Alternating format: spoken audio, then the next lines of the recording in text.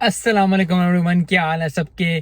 काफ़ी ज़्यादा हलचल मची थी मैच में और काफ़ी ज़्यादा मज़ा आया था मैच में। लेकिन एट द एंड जो है कूडोज टू राजस्थान रॉयल्स। बहुत ज़्यादा मुझे उम्मीद थी कि आज जो है आरसीबी अच्छा परफॉर्म करेगा और अच्छा परफॉर्म किया भी। बॉलिंग जो है अच्छी नहीं इतनी ज़्यादा हुई। बैटिंग ने अच्छा स्कोर कर लिया था, लेकिन बॉलिंग अगर आप देखें पहले वो लेकिन फिर वही बात है कि at the end of the day luck जो है वो आई थिंक फेवर कर रही थी राजस्थान रॉयल्स को। कैचेस दो चार छुटे। कैचेस का मैं ज़्यादा बात नहीं करूँगा क्योंकि कैचेस छोड़ना और कैचेस पकड़ना ये चीज़ें जो है लाइफ का हिस्सा ही है, मैच का हिस्सा ही है।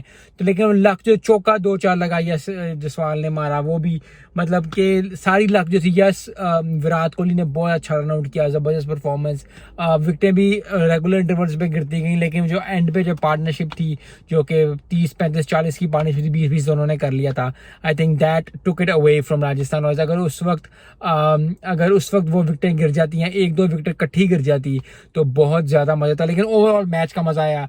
आई थिंक यहाँ एक सीख मिलती है बहुत ज़बरदस्त किस्म की, और वो ये कि जब राजस्थान रॉयल्स बॉलिंग कर रहे थे और यस जसवाल के जो है उसको 2 या 3 उसको मिस हुआ, उसने कैच छोड़ा, उससे बाउंड्री मिस हुई और उसने मिस फील्डिंग की और कैच छूट गया। तो उससे आपको ये सीख मिलती है कि आपकी लाइफ जो है वो आधे पौने घंटे में, एक दिन में, 24 घंटे में चेंज हो सकती है अगर आप जो है अपनी मेहनत पे यकीन रखें और आप अपने काम पे यकीन रखें। मुश्किलें हर किसी को आती हैं, मुझे भी आएंगी, आपको भी आएंगी। प्रोफेशनल लाइफ में, पर्सनल लाइफ में हमेशा ये याद रखना चाहिए कि अगर आपको मुश्किलें अभी आ रही हैं तो उसका मतलब ये नहीं है कि आपको बाद में भी आते रहेंगी।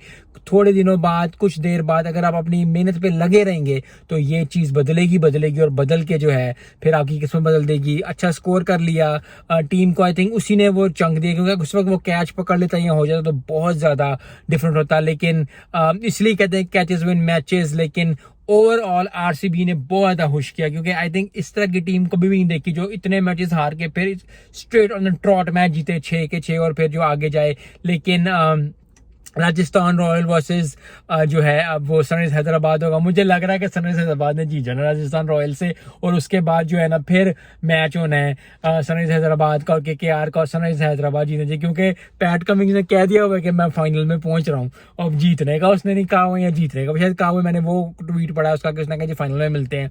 तो जैसे मैंने कहा है कि उस पर कोई खास अता है, कोई खास ज़बरदस्त चीज़ है, मेहनत उसकी अपनी पीछे है और रब की अता है। सो बहुत बहुत मुबारक हो राजस्थान रॉयल्स को।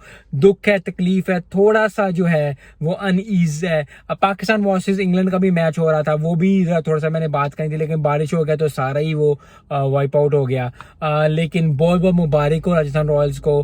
They are 1 step ahead of that, और अब जो है वो उनका मुकाबला होगा सनराइज हैदराबाद के साथ। तो देखते हैं क्या बनता है। मिलते हैं नेक्स्ट वीडियो में। अस्सलाम वालेकुम।